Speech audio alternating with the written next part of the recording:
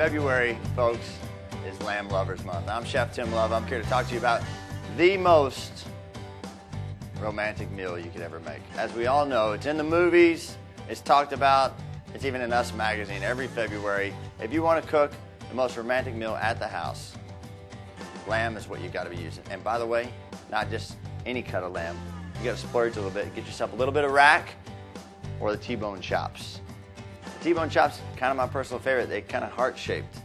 And one thing, as we all know, about when you put that romantic meal together, you got to be just a little bit on the cheesy side. You got to have all your stuff together. You got to have the flowers. You got to have candles. Of course, you got to have the wine for all sorts of reasons, as we know. We like to keep the ladies happy. But remember, buying the rack is real easy. Go to your butcher, say, I want the T-bone chops or the rack of lamb. Now, when you plate up your romantic meal, you got to remember a couple other things.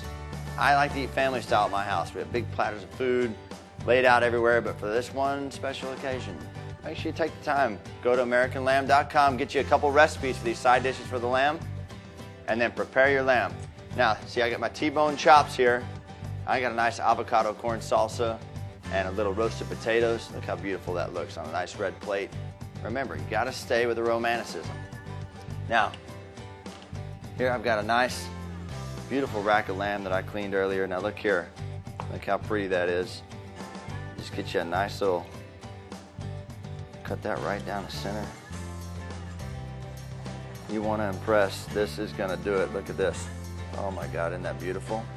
Now look here. You're going to feather these little bones together like this. Get you set up on your plate like so.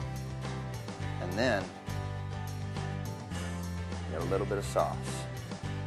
And the one thing I like about Valentine's Day or any kind of special occasion, never, ever forget the sauce. Or this sauce. Cheers. Here's to Lamb Lovers Month.